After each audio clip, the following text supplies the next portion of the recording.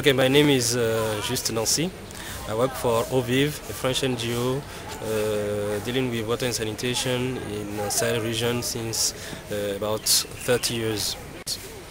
So during the symposium I mainly attend to a presentation about the financing mechanism, how to find or how to make the financing mechanism more focusing on sustainability issues, more coping with sustainability problems we identify. What are the main sustainability problems? They are about the maintenance, the operational costs which are not covered and make system fall down or collapse after a few times of working. My name is Oenga.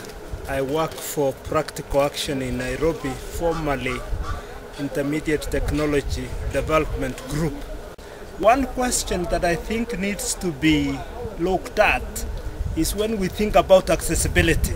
I still see definitions around how much time or what distance the community or the household has to go to in order to access water. I think if we have to think about service delivery, then we have to include beyond distance issues of cost, issues of where does a person go to when their village is completely without water. Who can they approach without having to wait for a project? Because water use at a household level is not dependent on which project is around. It's a daily, something that people have to access daily, use daily. So while distance and time is a good measure, I think other services that go around with it is something we need to think more into, and therefore be thinking from the user's perspective, because they need this thing on a daily basis. And so accessibility is not just about reliability and distance, but the cost and those all other things that make the water available at the household level. My name is Rebecca Budimu. I'm a water and sanitation specialist working in Unicef Tanzania office.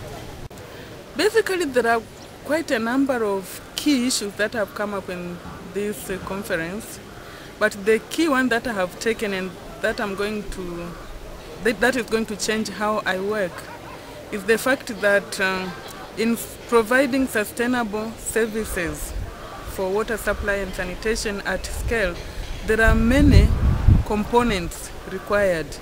And currently, even in Tanzania, we are planning and financing for only a few of those components.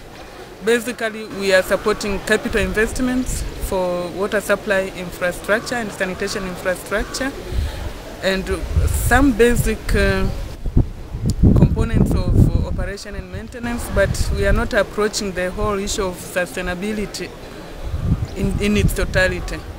For example, there are other costs and there are other components that are important for sustainability of water schemes, including cost of large maintenance, occasional maintenance works, as well as the eventual replacement of an old scheme. Those components we are really not looking at the planning stage. My name is Sheikh Dia, and I'm working for the French Development Agency, and I'm based in Addis Ababa. Okay. And I'm in charge of a portfolio of projects related to energy, water and sanitation. In the finance section, I was really interested in the option on how to evaluate the cost of the maintenance, all the type of cost. But me, I'm more focusing on the cost of the maintenance, because it's very crucial in wherever you go. I mean, the decision makers say in their document, strategic document for poverty reduction, that water points should be maintained, they should be sustainable. But if you don't know the cost, how are you going to plan for maintaining? I know that there are many other costs, but the more critical type of costs are related to maintenance. That's why I think it's important to have a kind of strategy in this regard. There are many components. You have, the costs that should be given to the caretakers. You need cost also to buy the spare parts, and you need to have the spare parts continuously available. And you have the storage, transportation, etc. all this need to be taken into consideration. And there are many countries where you have many types of pumps in one region of small amount of people living there, and if you don't have a clear strategy in terms of type of pumps, in terms of the way of having those pumps, those spare parts available, the maintenance system will be still at a risk. A donor who is, or whoever want to fund a water project, we know now, every donor is asking how the maintenance is being done. But the problem is the implementation and the real implementation of those policies.